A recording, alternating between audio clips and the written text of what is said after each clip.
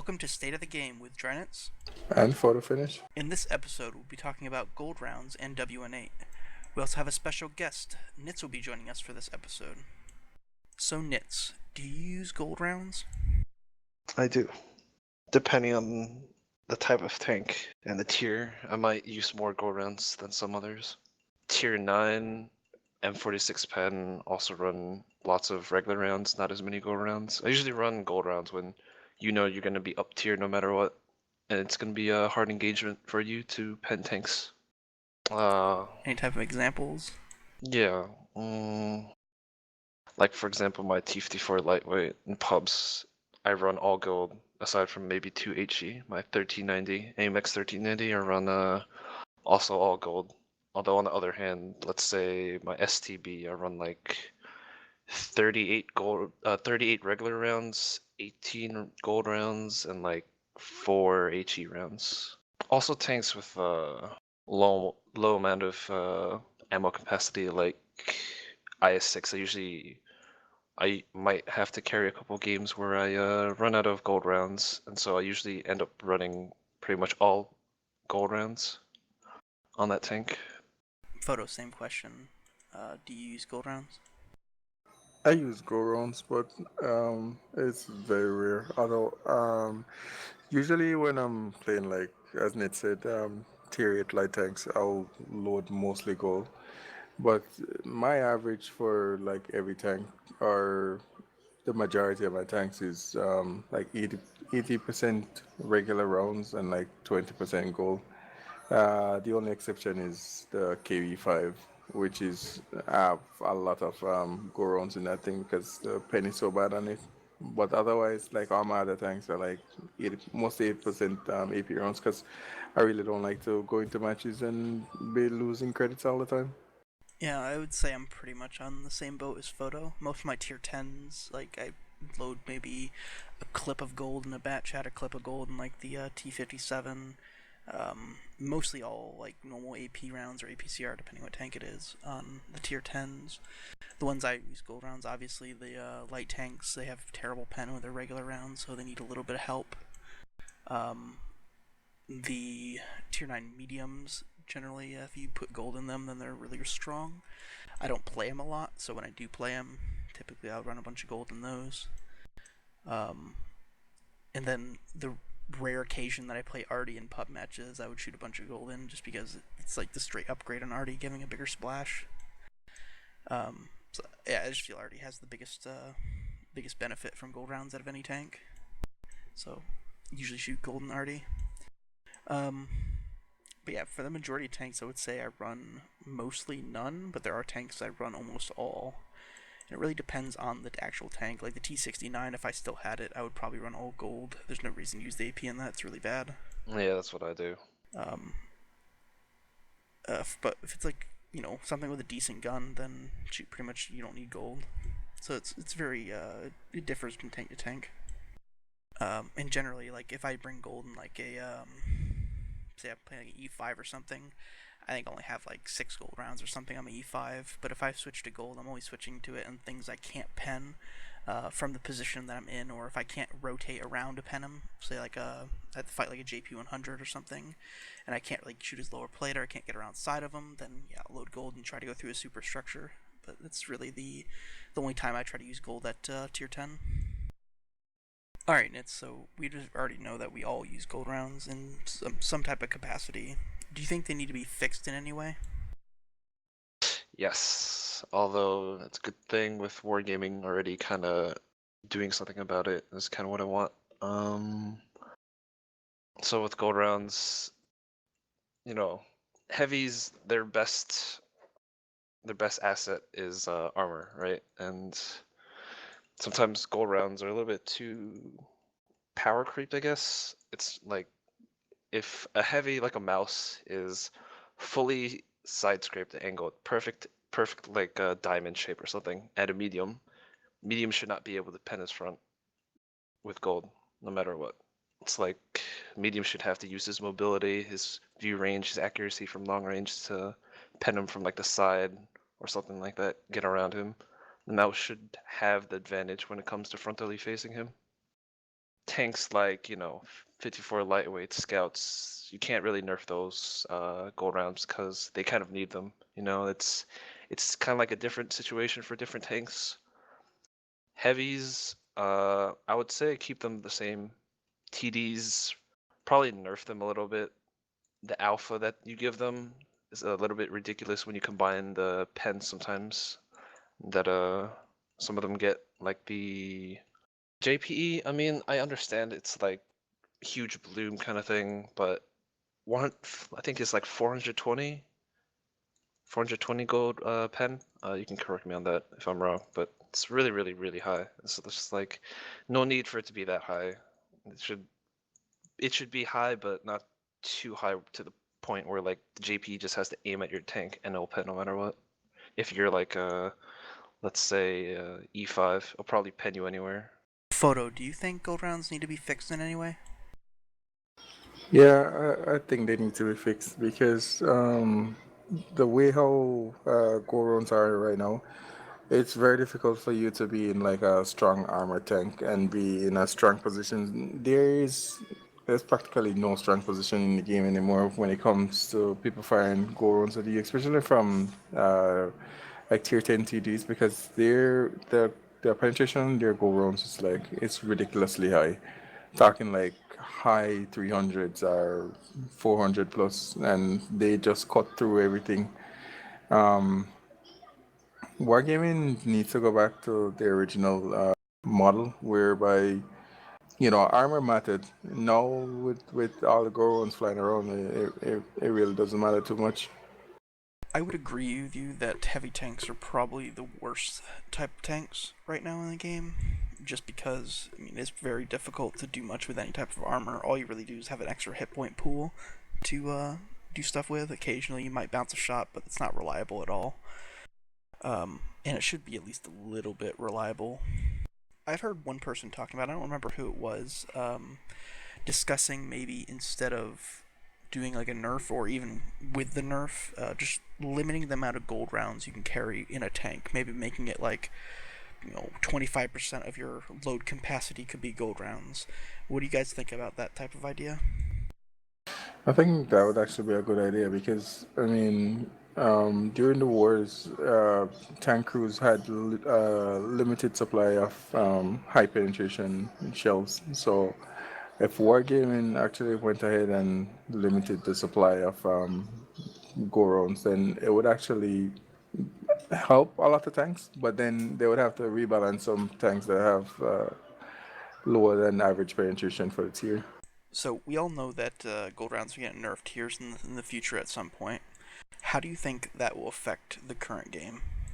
I think it'll be good. I think the general consensus from everybody too is that it'll be good. Like right now, you see a lot of medium spam, and it's really hard to fight a decent player with gold rounds because a decent player will know where to pen you exactly anywhere on your tank as long as he's seeing your front.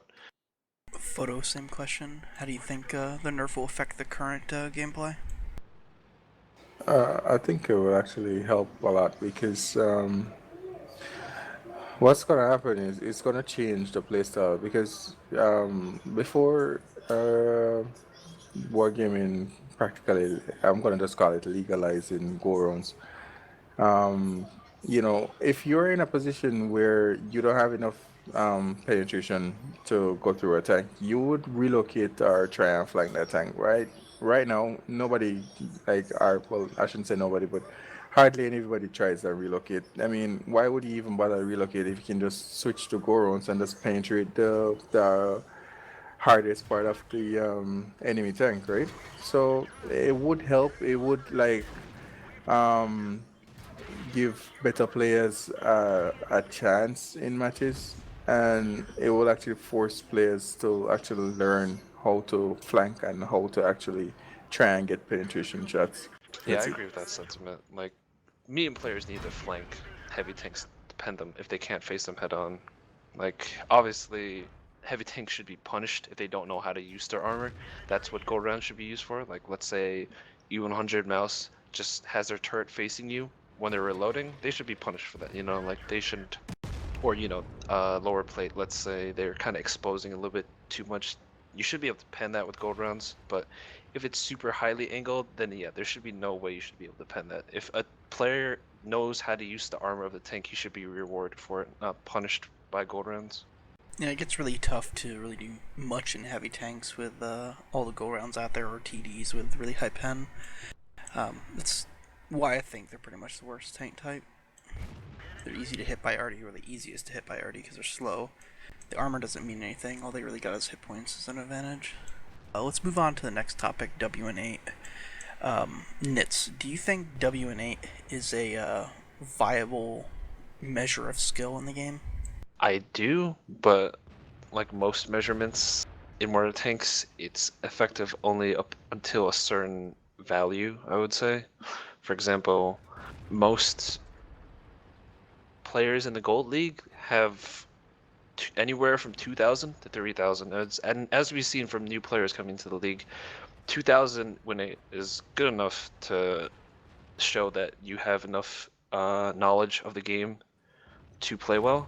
But obviously, let's say 500 win 8 player is not going to know what to do at all because clearly he doesn't have enough game knowledge to even get the basic amount of damage in or a basic amount of anything in, really.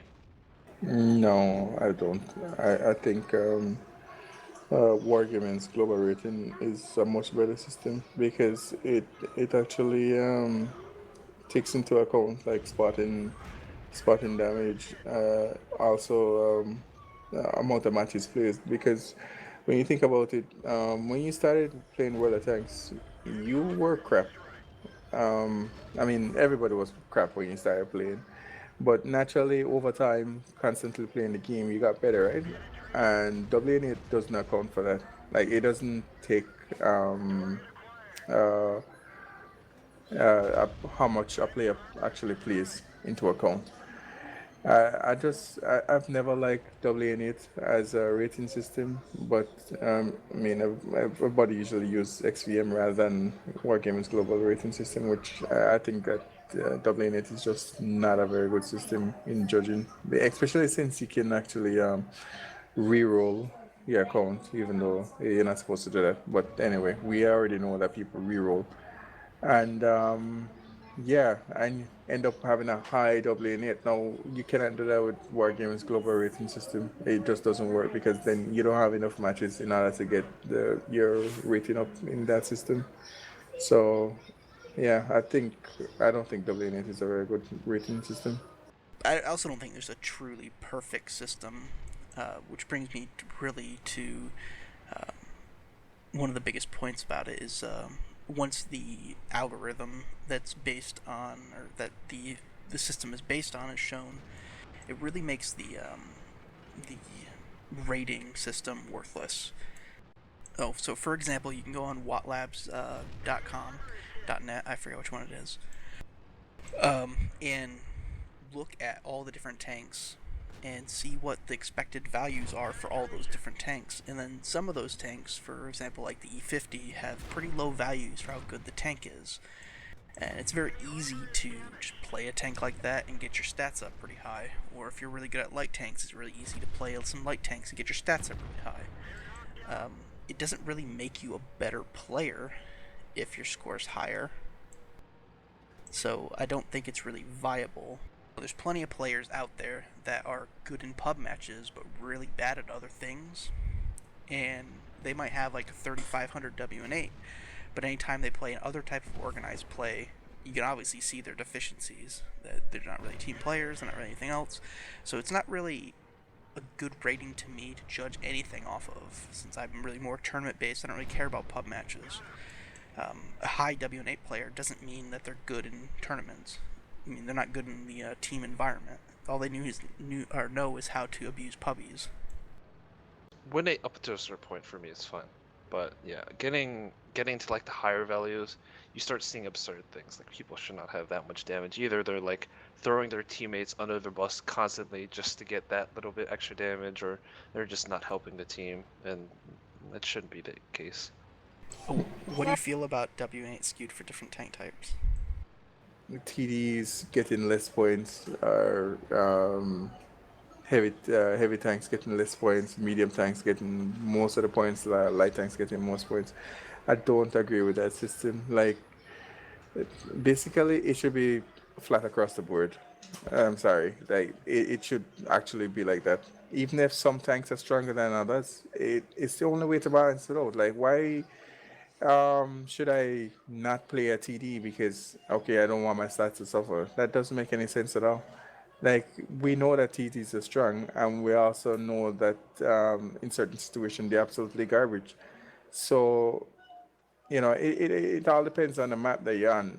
You know, they should actually skew the system by like the top players. If you're gonna skew the system, like depending on what the top players are doing better in a certain tank, then okay, you can adjust the rating system depending on that. But using a broad brushstroke to say that okay, what everybody that plays a game, this tank is not good, then we're gonna make the ratings on that tank, that particular tank low.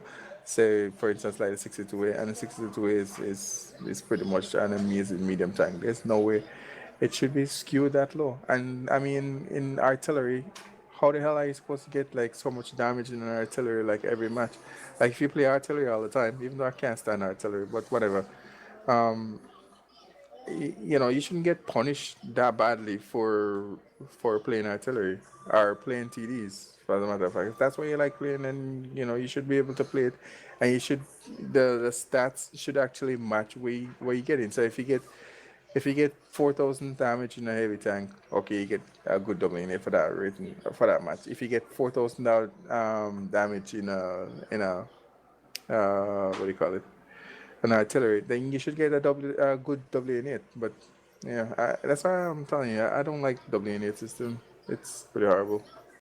Alright, so the way the current WN8 works is they take like the average damage from all the different players that play the game. I believe it's mainly the RU server, but even if it isn't, the RU server has way more population than all the other ones, so it kind of takes over anyways. So it's kind of obvious why certain tanks are higher or lower damage requirements, because everybody on the RU server, for example, would want the Russian tanks. So every single one of the mediocre and bad players on the Russian server probably have the 62A, probably have the IS-7, and that's why those tanks are lower than the other ones. So even with that though, they also got like artificial inflations on that on certain tanks. For example, TDs. This average damage for I think the Waffentrager is supposed to be like 23 or 2400. I know for a fact that people don't average that much damage in that tank. Or even the E4, the average damage is like 2100. Again, this is the same thing. They don't average that much damage in it. Like all those tanks are pretty much, all the TDs are pretty much like 500 damage just added onto them. Just to artificially inflate the difficulty level for WN8, which doesn't make any sense. And artillery is the same thing. Artillery is more like 1,000 damage added on to artificially inflate the how much damage and stuff you need to do in the tank to get purple stats in it, just to make them impossible. I'm guessing that's to pretty much keep people away from those to make the gameplay better. But the gameplay we see is pretty stagnant right now. TDs just sit back and do nothing. RDs just sit there and shoot people all day. Mediums pretty much rule the day. And it's not going to change with this current WN8 system. It's almost like that's what pushing it towards that direction.